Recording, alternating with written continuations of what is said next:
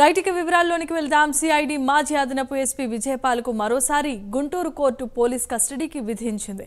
MLA Kanumuri Raghurama Krishnam Raju custodial torture కేసులో విజయపాల్ ప్రధాన నిందితుడిగా ఉన్నారు. అయితే గత కొంతకాలంగా విజయపాల్ దర్యాప్తుకు సహకరించకపోవడంతో కస్టడీకి తీసుకోవాల్సిందిగా పోలీసులు కోర్టులో పిటిషన్ వేశారు. ఈ పిటిషన్పై విచారించిన న్యాయస్థానం 2 రోజుల పాటు ఒంగోలు పోలీస్ కస్టడీకి అనుమతినిచ్చింది. దీంతో నేటి నుంచి విజయపాల్ను ఒంగోలు ఎస్పీ దామోదర్ విచారించనున్నారు. ఇదే అంశానికి సంబంధించి మరిన్ని అప్డేట్స్ మా కరెస్పాండెంట్ శ్రీనివాస్ ప్రకాశం జిల్లా నుంచి అందిస్తారు. శ్రీనివాస్, చెప్పండి.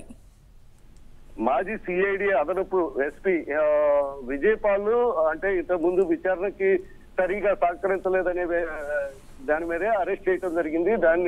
దానికి సంబంధించి అరెస్ట్ అయిన అనంతరం దర్యాప్తు అధికారి మెడికల్ కూడా విచారణకి పిలవటం జరిగింది. ప్రభావతి మెడికల్ సూపరింటెండెంట్ గా ఉంది జీజీహెచ్ కి.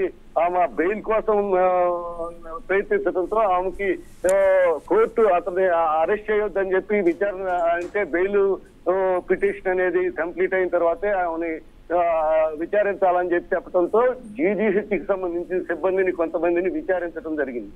దీని తర్వాత మళ్ళీ విజయపాల్ ఇప్పుడు మళ్ళీ కస్టడీకి తీసుకోవటం అనేది ప్రాధాన్యత సంతరించుకుంది. దీనికి సంబంధించి ఇప్పటి వరకు నిన్న అంటే ఈ రోజు నేటి నుండి 2 రోజుల వరకు విజయపాల్ ని విచారించనున్నారు.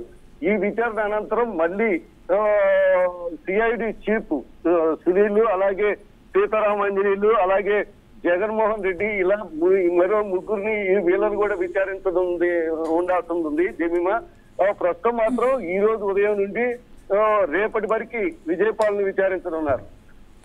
Right, thanks for the update Srinivas.